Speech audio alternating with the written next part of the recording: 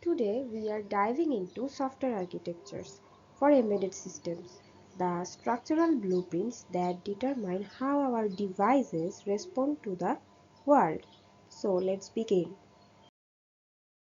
So here is the outlines. Our journey today will cover several key areas: an introduction to software architecture, three primary architectural types, round-robin, function key scheduling, and real-time operating systems. We will also look at program modeling concepts and the specific development processes used for embedded software. So, think of software architecture as the skeleton of a device.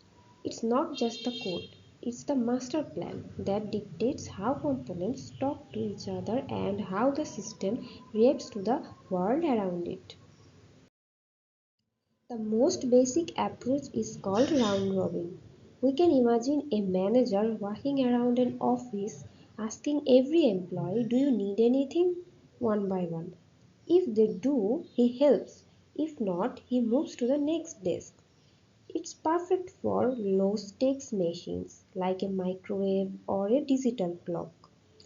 In this diagram, we can see a never-ending loop. It's predictable and steady, moving from the first task to the last before starting over. The beauty here is simplicity. We don't need a heavy operating system, but the risk is high. If one task takes too long, the manager gets stuck, and the whole system feels frozen or unresponsive. To get smarter, we move to function queue scheduling. Here we introduce interrupts. We can think of this like a doorbell. Instead of the manager walking around, the employees ring a bell when they need help and their request goes on to a to-do list or queue.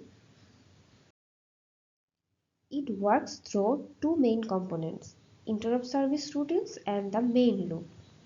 The diagram here illustrates that new methods are added to the rear of the queue by interrupts, while the processor pulls and runs methods from the front.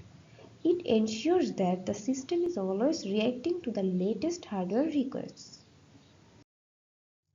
Function queue scheduling gives us better control over priorities. However, we still have a bottleneck problem. If a high priority task in the queue is massive, it still makes everything behind it wait. Now, let's look at the real-time operating system or RTOS. For mission critical tech like an airbag or a flight computer, we use an RTOS. Here, timing isn't just a suggestion, it's a strict guarantee. If a task needs to happen in 1 millisecond, it happens in 1 millisecond. The diagram shows how the RTOS sits at the center, managing the hardware, the application layer, task scheduling, and inter-task communication. It's the conductor of a very complex orchestra.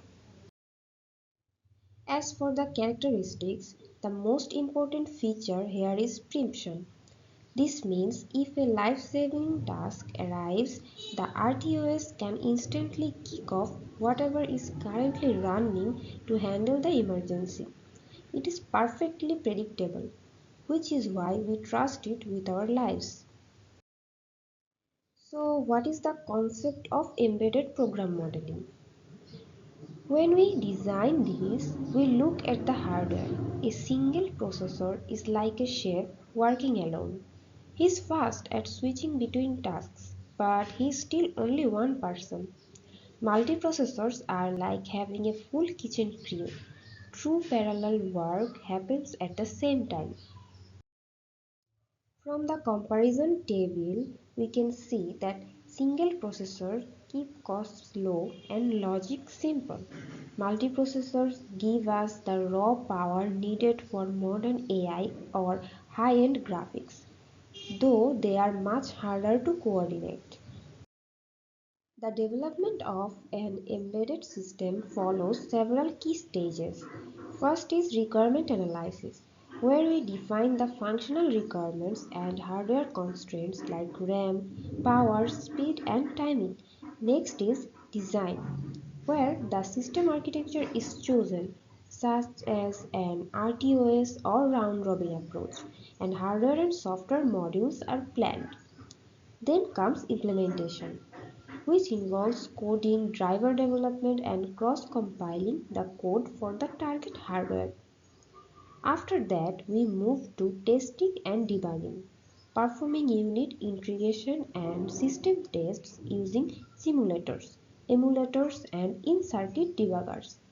Finally, deployment and maintenance ensures the firmware is flashed to the hardware.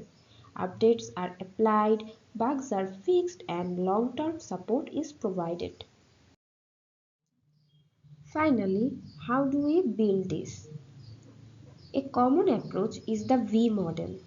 In this model, every design stage on the left has a corresponding testing stage on the right.